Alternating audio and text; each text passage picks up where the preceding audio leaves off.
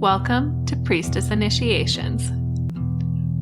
I'm Casey Dunne, educator, priestess, and professional somatic therapist. In April 2025, I went through a priestess initiation of old and launched the Priestess Initiations podcast 6 months later.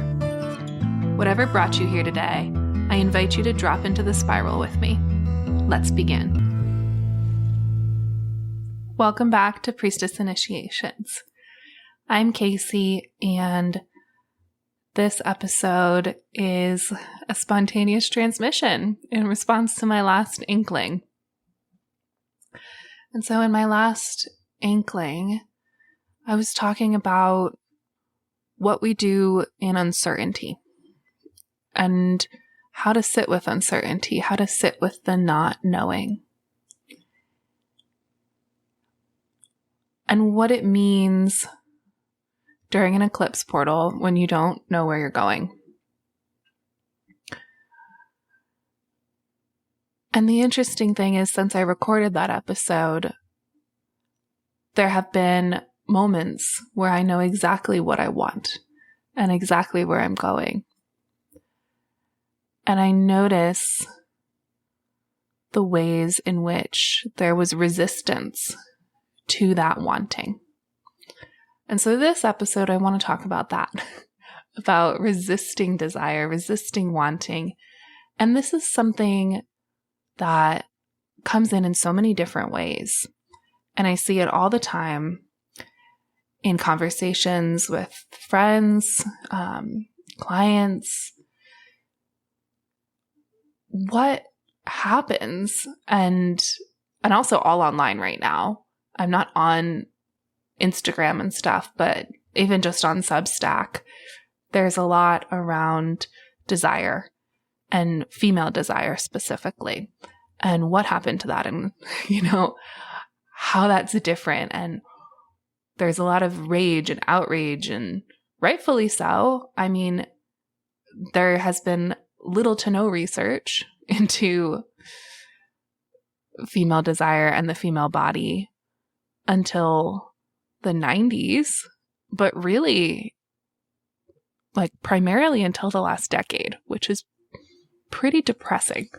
But I was reading an article and I was feeling rage-filled this morning with this article about the medical system and all these really upsetting, depressing facts about how it gaslights women. And so much of it I already knew. So much of it was not surprising, but to just see it laid out like that, I was like, wow, no wonder women are so afraid of going to the doctor, going to the gynecologist, talking about why desire's gone. No wonder women are starting to look elsewhere for knowledge, starting to look to sources that are more spiritual, that are ancestral, to elders, to elder wisdom, finally, something we've forgotten. And as the North Node just shifted, the collective North Node just shifted. So everyone has a North and a South Node in their chart, and I've talked about this a bit, but your North Node's where you're going and your South Node's where you're coming from. It's your soul path. It's kind of an oversimplification to say that in a way. I do think that it's important to remember that you're taking your South Node gifts with you. So a lot of your early life, you're actually working in your South Node territory. And this eclipse we just had, this Leo eclipse, was South Node territory because the collective nodes with this last new moon just shifted. And the collective node is basically shifting still. I mean, it's shifted technically, but it's by degrees. We're in the early degrees of this shift from Leo to Aquarius. So the collective South Node is now in Leo and the collective North Node's in Aquarius, which is why many are saying Age of Aquarius. And there's going to be a flavor of that in how you're walking your soul path. But I think it's important to remember that your South Node's part of it. And so the gifts of your south node need to come with you toward your north node. You're not abandoning your south node. You're learning from it. You're integrating it. You're bringing it to your north node. So what that means with Leo, right, is like we're bringing the confidence. We're bringing the individuality. We're bringing the spark, the shine with us into the age of Aquarius, into the collective north node. And some of that means reclaiming your right to desire, your right to wanting something more.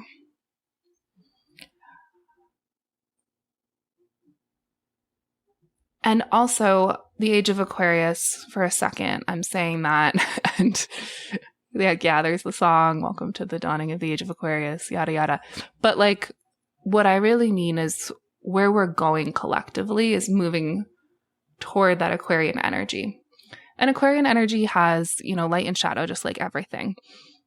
And some people are saying the shadow is AI. AI itself has light and shadow.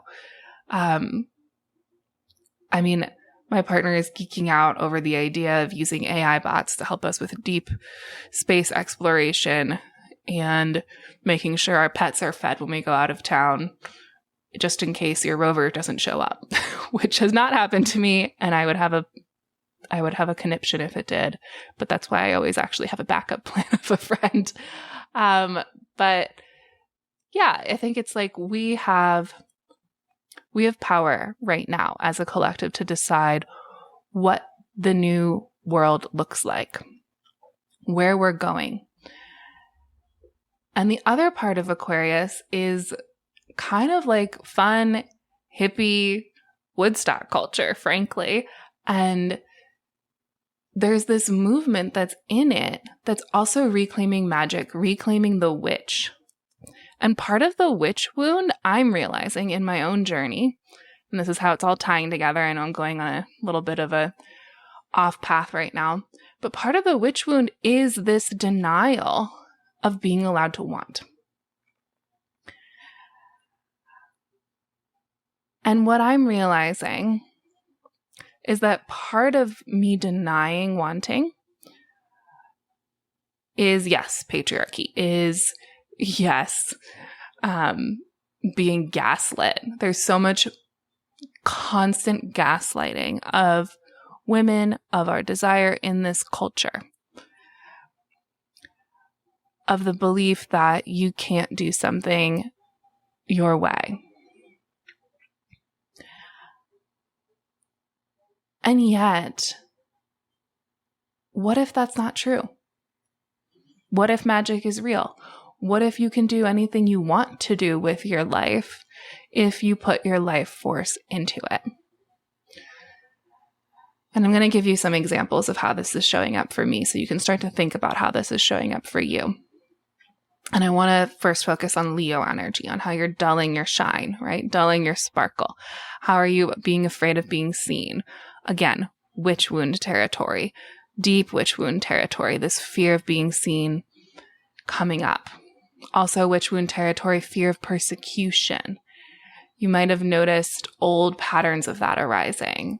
You might have had something come back up in your life where you had a new fear of the legal system, of an authority figure. Maybe it's a teacher. Maybe it's a mentor, a parent, someone potentially holding you back from your shine. But what's really holding you back is that fear. And that fear is the witch wound. And that fear keeps us from wanting. And so what this is looking like for me is in some ways literal. There's also a lot of deep dream energy right now with Neptune in the mix with these trines. So Neptune, Uranus, and Pluto are in this basket formation. They're in these trines. People were talking about the basket. The other planets that were in it are slowly moving out. But Neptune, Pluto, and Uranus are staying in trines and sextiles for the next year. And so we really have an opportunity to work with that energy and work with dream space more than we usually do, because Pluto's your shadow, Neptune's the realm of dreams, it's Piscean is its home, and there's the collective in there too with Uranus. But let's just focus on Pluto and Neptune for a second and what's happening there. So what's happening there is your shadow territory is showing up in your dreams. So your witch wound, which almost definitely lives in your shadow territory, no matter how much work you've done with it, there's always more layers, might be showing up in your dreams. For me, it definitely was. There were a few dreams that I was like, oh, that's really like clearly fear of persecution right there, very clearly. And it was so obvious. I woke up and I was like, okay, thanks, Neptune. Dreams aren't always that obvious. So if you're not usually doing dream work, if you're not usually someone who dreams a lot, you might be right now. That's okay. That is your unconscious processing shadow material, and it's really aligned with what's happening, and it is in service of allowing yourself to shine. I don't know where this episode is going. I have all these ideas and I'm trying to flow through them. And this format is even more of a spontaneous transmission than usual. I just had some ideas last night, actually, as I was waking up, and I was like, oh, I need to just get on and talk about those because I haven't been using my voice. And there's a little bit of paralysis, decision paralysis that I've had around where I'm going with this podcast and how authentically I'm showing up. What am I talking about? And how ADHD do I want to be on here? And I do have ADHD.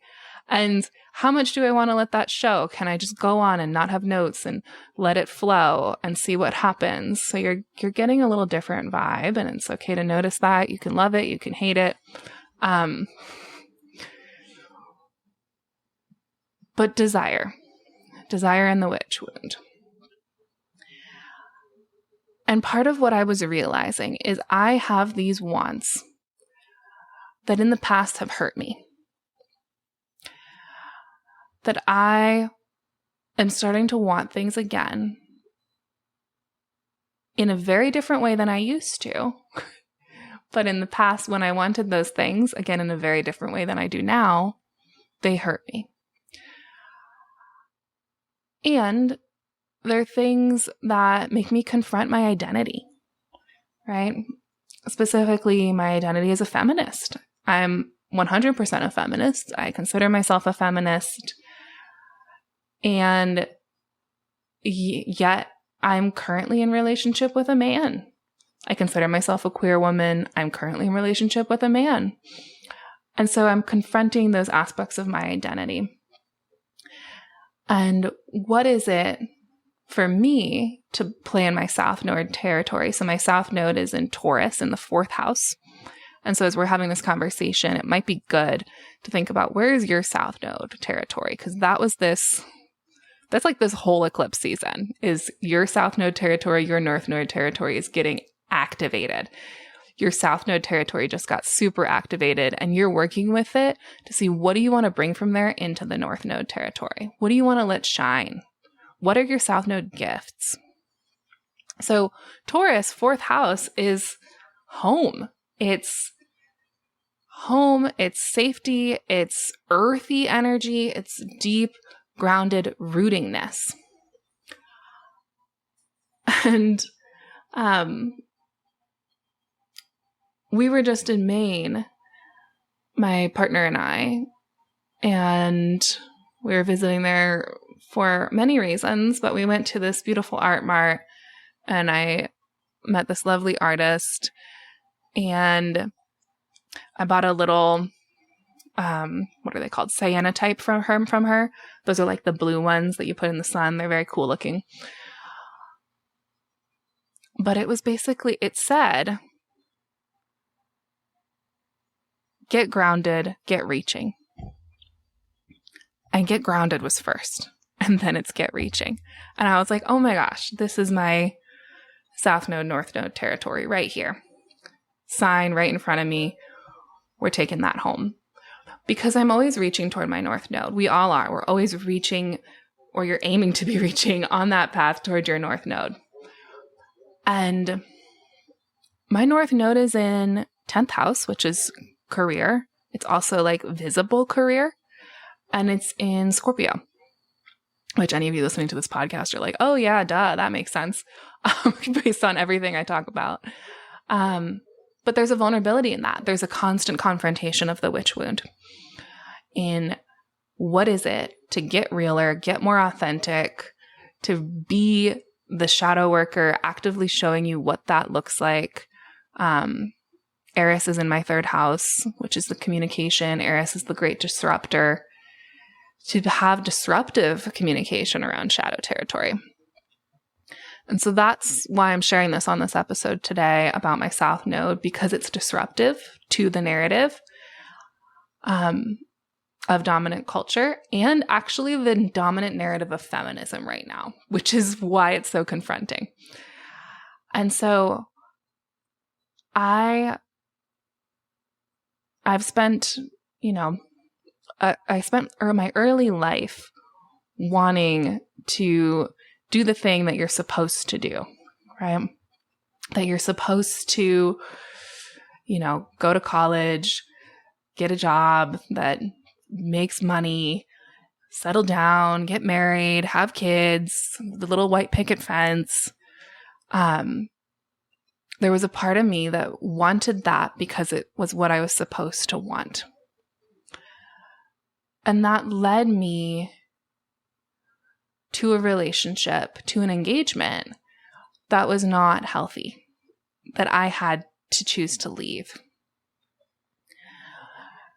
And that was in my mid-20s that I left, very much, I think it was like pre-Saturn return territory. It was a little before that. I think it was within the year before my Saturn return, though, which is classic. And then I went into this phase of I don't need a man. I don't need a partner. I don't need anyone. I went into hyper independence. And I think the feminist narrative right now is very hyper independent as a culture. And if it's not, then it's this idea of hyper independence and you can only trust other women. But anyone who has tried to only trust other women is also going to get confronted with the witch wound, because there's a ton of that in there. And you can go back to an episode that a dear friend of mine and I did on the witch wound to hear more about how that shows up in feminine wounding, because it really does. So there's a ton of beautiful shadow work territory in there. And part of my journey is also with the masculine. Because up in my South Node or my North Node territory is Juno. And so my relationship, Juno's the goddess of marriage, the goddess of,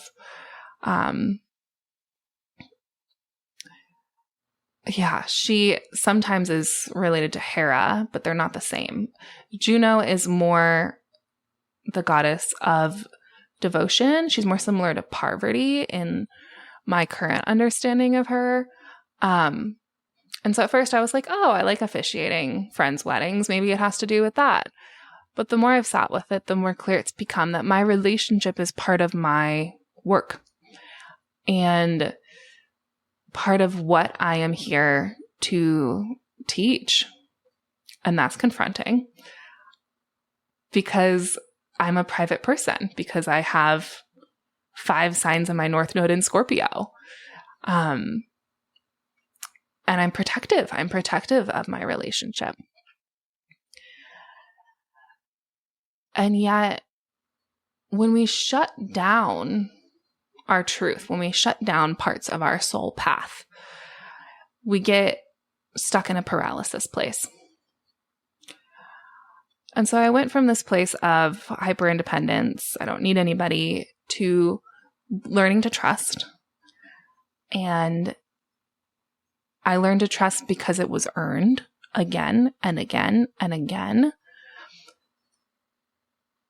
And from that place of really trusting my partner, I started to want again. I started to want more. I started to want deeper commitment. I started to want a home, a nest. And there's a part of me that's open about that. And there's a part of me that wants to clamp down on that, to say, that's not feminism, to say, you can't have that. That's your south node, right? There's all these narratives that we carry with us. And yet the reality is there's a gift in that. How is one supposed to do transformational work, to talk about partnership, to talk about transformative partnership and depth work, and really thrive in their career if they're ungrounded, if they're unrooted, if you're only relying on yourself? And so that's what I've been confronting, and it's a lot.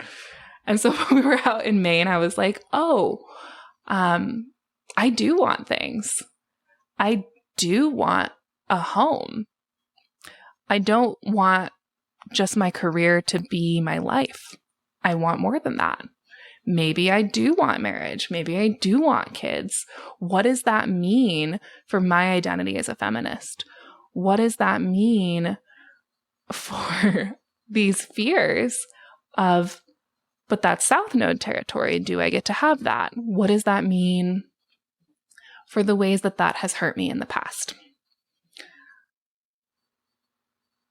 And through this eclipse season, I'm kind of reaching a point where I'm finding it doesn't matter. Like, those fears are not real. And I mean, there is some fear. There's some fear of, like, yes, some people will get annoyed with me who are in the feminist community, and some who are have done a lot of work in there very much won't. They're actually already talking about this in spaces. Like, we do have the choice to say, oh wait, there are pieces of the old world that I want. But I don't want to be a wife. I have zero interest in being a wife. I want to be a partner. And I already am. And so that's what I'm confronting, is like, I already am doing the thing that I want to do my way. And that's the difference. That's the difference from the first time around.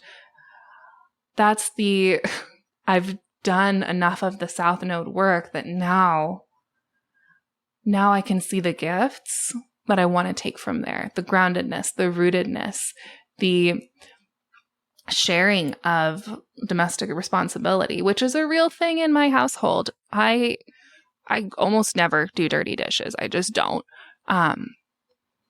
We divide laundry. We divide everything. And frankly, I end up doing less manual labor tasks, less physical cleaning to some extent than my partner does, because I'm doing more mental tasks. And we have an acknowledgement of that, as we should.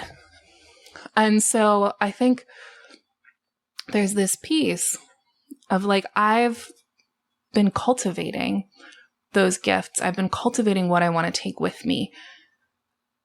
And so maybe it's okay to want. And the second I gave myself permission to do that, other things start to be clear. Other things start to fall into place, because now it's like, okay, well, if I want that as my root, then where am I going in my career? Where am I going in my North Node? And that's starting to feel more clear too. And it's because my South Node's feeling more clear. And so I want to bring this in, because this is the eclipse portal that we are all in right now. Regardless of where your house placements are and your sign placements, this is the time to look at your South Node territory, to look at your North Node territory, and get them back into a good relationship with each other. Because it's not about abandoning your south node to walk towards your north node. It's not. It's not a straight line. When has anything in life ever been a straight line? It's not. That just doesn't exist. It is spiraling deep into your south node, and then from there spiraling right back up into your north node. And doing that again and again and again, propelling yourself forward all along the way. There was a metaphor I used in a client session the other day for this that felt really relevant. And it's this idea, so you can sit with this visualization if you know where your north node and your south node are, of there being two islands. So you can picture one island as your south node, kind of giving it some color, some texture, and the other island is your north node. That's where you're going, giving that one some texture. And your south node is like this lush garden. It's got all this stuff happening. You've been spending a lot of time tending to it. Or maybe it's not. Maybe it's not. Maybe you do need to do a lot of tending there before you're moving towards your north node. But your south node is this lush garden. And you're this little bird of some sort, any kind of bird you want. And you are choosing from your lush south node garden, what are the little seeds over here that I like, that I want to bring to my north node territory? And you're like, oh, look at this beautiful hibiscus plant. I'm going to bring a couple of those seeds over. And so you fly them over to your north node and you plant them, right? We're planting the seeds that we want. We're being intentional about the seeds that we bring with us to our north node. And you're over in your south node territory, and maybe you spend a long time trying to discern, do I want aspen trees on my north node or not? I don't know. And so you sit with them and you watch the leaves whisper, and maybe you spend years there before deciding, okay, I'm going to bring those with me to my north node and plant those seeds. And so you're building this garden on your north node, and it's an intentional garden. And some of your south node has these old rugged weeds and vines climbing up, and some of it's beautiful and lush forests. And so this metaphor is how I relate to your south node and your north node.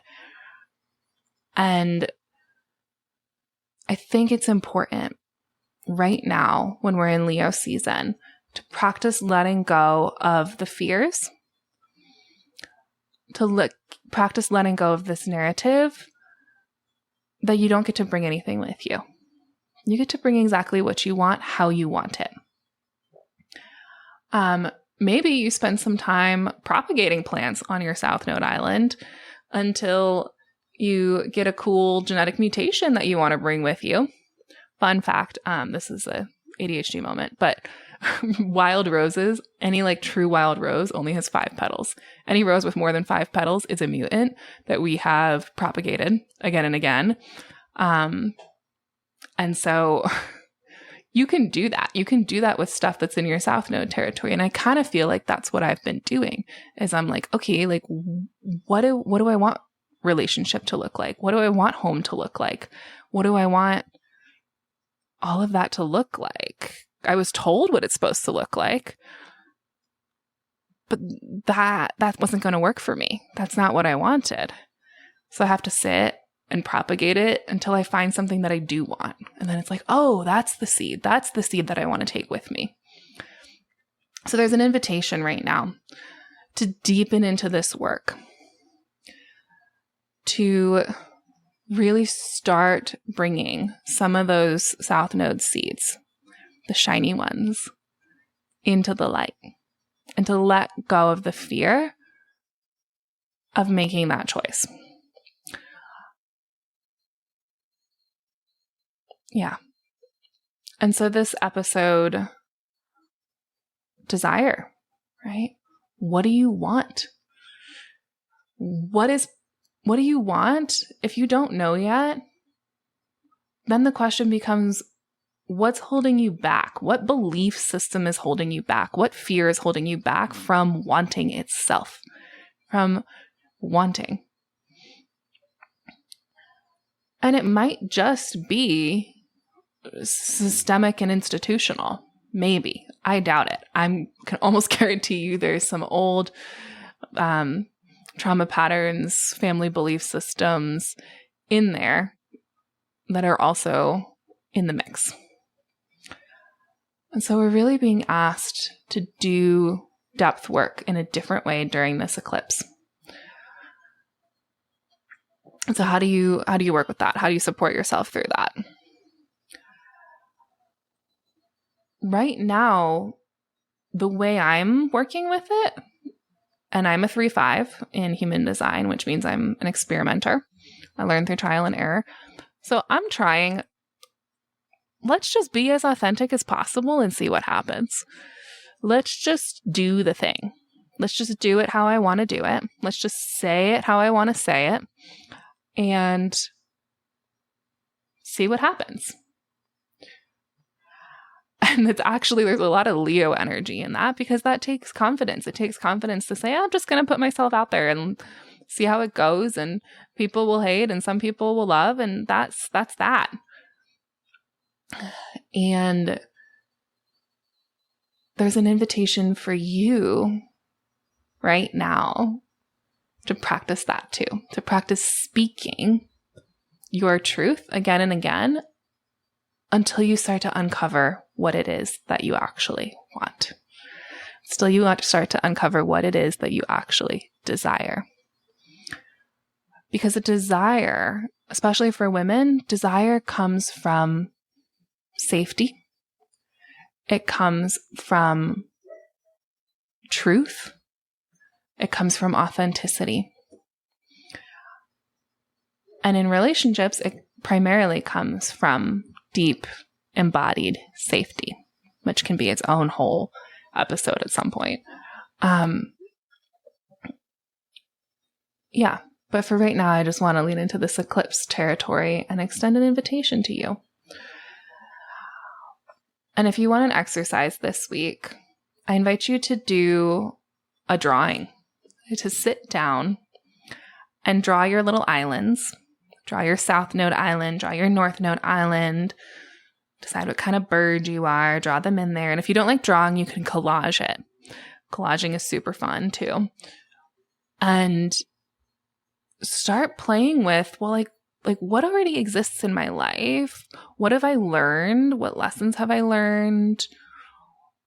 What have I been propagating in my garden in a different way? That was a rose with 5 petals and now is a rose with 10 petals. And actually, I like the 10-petal one and I kind of want to bring that with me. Start that process. Sit down, do a drawing, or move it in your body. Do some drama therapy with it. Drama therapy is like a whole realm of therapy.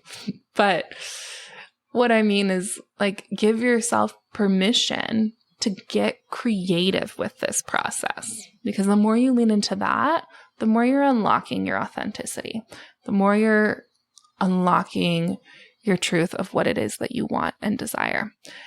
And give yourself permission to, frankly, give less fucks.